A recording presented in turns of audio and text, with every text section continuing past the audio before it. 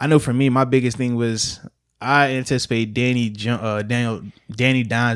We're both high on Danny Dimes. Yeah, I mean, well, I All guess these dudes are ripping on him out here because they don't watch enough tape of him. I rewatched this stuff, man. Like I said, I was watching him. I think it was either Baltimore or Jackson. I think it was Jacksonville. I think I watched, but yeah, man, just getting a chance to really see him. I watched that game and I watched him versus Washington, and I was just like, was that his 4 touchdown one? Yeah, I think that was that one. Okay, like he just looked good. Now, granted, don't just see 4 touchdowns thing because a lot of times with Washington in their secondary, a lot of blown coverages. I don't know why I was watching Washington. It's just like, because I was watching my young boy, Jimmy Moreland, JMU guy, and I was watching him versus Daniel Jones. I was watching them versus Dak Prescott.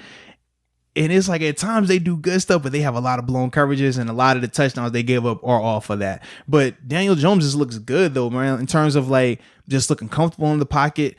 People don't realize how athletic he is too, bro. Like he can move, man. It's sneaky, but he can move, bro. I was surprised by that, man. Looking back, see, I don't want to get too off track here, but like, do you remember your reaction? Because we weren't together yet. Yeah, when they took him over Haskins, right? Yeah. Like, what did you think? That like, a lot of people has he made that much of an improvement of where back then, whenever you saw him on tape, you were like, all right, what he is now wasn't really feasible. Like he surprised all of us from Duke until now. Or do you think whenever you look back on the Duke tape, like his ascension is kind of what I was expecting? This is the thing. I think when you're comparing him to an all-world quarterback from Ohio State, it's like, yo, you're playing at Duke.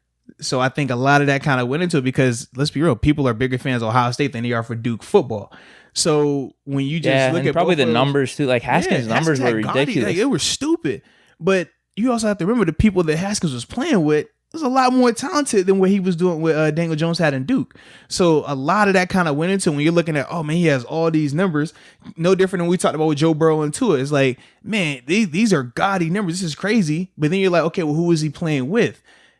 That's kind of going into that whole situation. But I don't think in terms of the surprise element of it, I'm a little surprised that I guess he was able to do it just hopping on a moving train like that. You know what I mean? Like it's different. Like, if he'd had the full offseason where you knew coming in, like, this is QB1, there is no surprise, like, this is that, and that, that's one thing. But remember, that wasn't the case last year. You know what I mean? So that part surprised me. But, I mean, when you're watching him, dude, it's like, he has the intangibles, man. He has everything Can I put you on the spot real quick? It's whatever, man. Go ahead. Kyler or Jones going forward? In terms of what? Just, like, what quarterback do you think is going to be better? Which one would you take? Well, for me, I'm going to take Daniel Jones because I like bigger quarterbacks. I like guys who I know can see over the line. They're not scheme related. They can just ball. And I think with Daniel Jones, I've seen him in some very bad situations already in terms of the offense pieces around him. When Saquon went out for a little bit, like, it's like, yo, who is really on that offense? Whereas with Kyler Murray, I'm like, even though you got Fitz, he was older, you still had Fitz. Even in the backfield, you had David Johnson. Then after David Johnson, you had Kenyon Drake. So it's like you still have multiple pieces. Christian Kirksey, like you had pieces around you. You had a scheme that was built just for you. You didn't have the naysayers pulling up one bad clip for you in training camp and trying to make that a national thing. Remember they see the Daniel Jones throw and they're like, oh my God, what is this? People were rooting for Murray. I think all the buzz around Murray was always going to be positive. Right. You know? It's but totally Daniel different. Jones, it was different just because of how he was drafted over Haskins in New York, Eli Manning there. It was like there was some negative buzz. Yeah. And then on top of that, it's like I said, the dude throws one bad pass in training camp. And think about it, we didn't see any passes of him in training camp except that one. And that was a headline. Oh, man, they took him over Haskins. So it's like he had it so much harder in terms of what he had to overcome. So that's why if I'm picking between the two, I'm going Daniel Jones solely based off of the fact that he's already handled adversity. He's already been productive with way less around him in a crazy situation.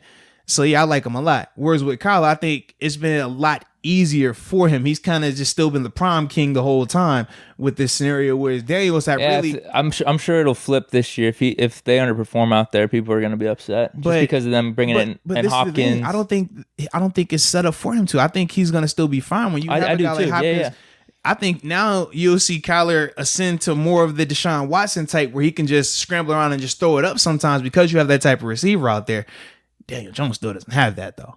So that's the thing where I'm like, I still think, even though Kyler probably finished with better numbers, I think we will all look back and say, well, he's still Daniel Jones, the better quarterback right now. It's just the situation. We talked about, how a player, Le'Veon Bell, prime example. In an offense where it's talent around him, he thrives. It's not even close. Then you put him in a situation like New York, and it's like, dang, it looks bad. But then we saw with James Conner, it was like, oh man, James looked good. But it's like, could you flip-flop them and you think James is going to even have the productivity that Le'Veon had in New York if they were flip-flop? I don't even think that, just because we know how tough it is to do it by yourself, which is what Daniel Jones is having to do right now when Saquon isn't available.